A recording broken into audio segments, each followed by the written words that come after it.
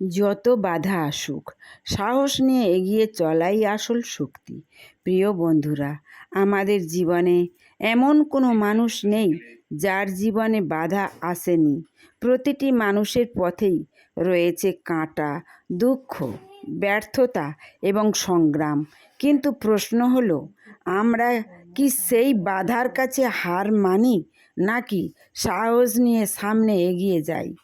জীবন কখনোই সহজ নয়। কখনো স্বপ্ন ভেঙে যায়, কখনো প্রিয় মানুষ দূরে চলে যায়, কখনো আমরা নিজেদেরই হারিয়ে ফেলি।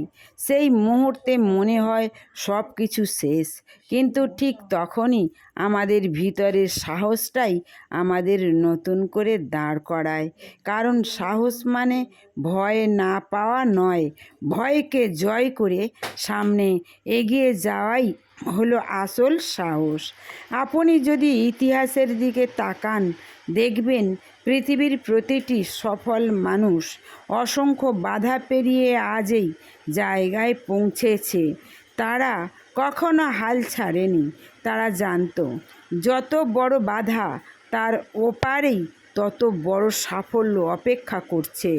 তাই তারা প্রতিটি ব্যর্থতাকে শিক্ষা হিসেবে নিয়েছে এবং আরও শক্ত হয়ে সামনে এগিয়ে গেছে। বন্ধুরা, আমাদের জীবনেও অনেক সময় এমন পরিস্থিতি আসে যখন মনে হয় আর পারছি না।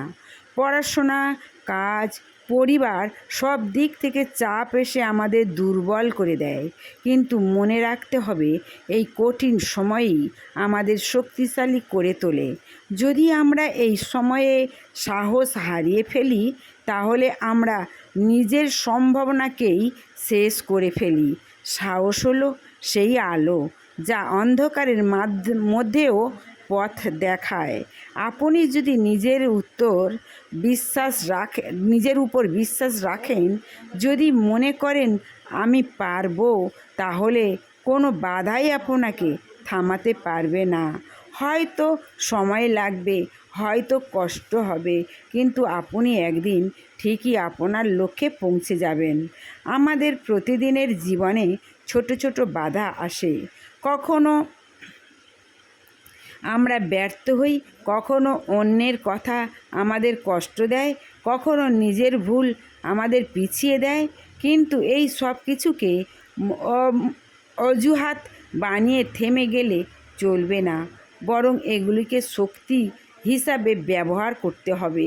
প্রতিটি বাধা আমাদের শেখায়, আমাদের আরও বড় মানুষ হতে সাহায্য করে। বন্ধুরা, মনে রাখবেন, জীবনে সফল হতে গেলে আপনাকে সাহসী হতে হবে।